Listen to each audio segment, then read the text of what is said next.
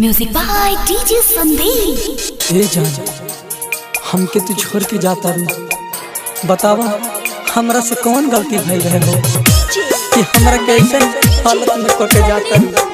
हम तोरा बिना नहीं खीरा सकत तोरा बिना। ए जान, ऐसे मत कर तू। जिकरा दिल से प्यार कोई है रुआ के गइल। हाँ, जिके दिल से प्यार कोई है रुआ के गइल। सजावल सपना जा के गइल। सजावल सपना जा के गइल।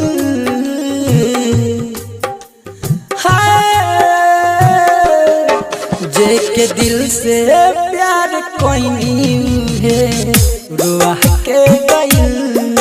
जेके दिल से प्यार कोई है रुआ के गइल। पहले तू कहत रहू कि हम तोरा से बहुत प्यार करेनी, लेकिन अब का कहलू? बोला बोला ए जान, काहे कहलू ऐसे हमरा संग? जान से ज्यादा कोइले रही हम प्यार हो, तब काहे छोड़ गइली हमारा के यार हो।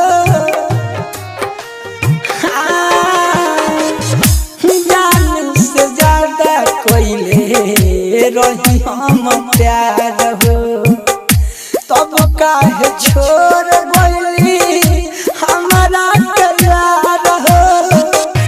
जिंदगी में अगियाला गा के गइल।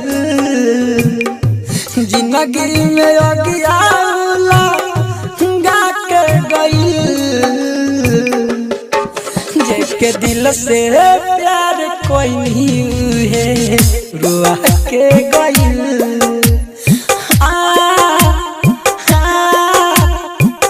रुआ के गइल। भले तू हमरा के भूल जा, लेकिन हम तोरा के ना भूला सकेनी। हमरा दिल के इतना जख्म देले बारू कि हम कबो ना भुला सकेनी तुम्हें।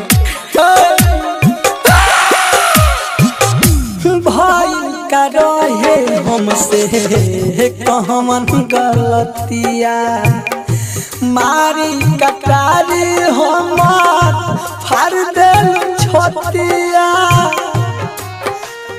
ए जा भाई का रहे हमसे कहमन गलतिया, मारी कटारी हमार फाड़ देल छोतिया।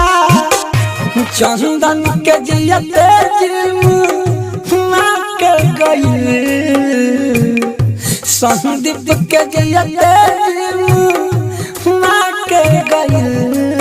जेके दिल से प्यार कोई है रुआ के गइल। हाँ, जेके दिल से प्यार कोई है रुआ के गइल। Radhe recording studio Deoria.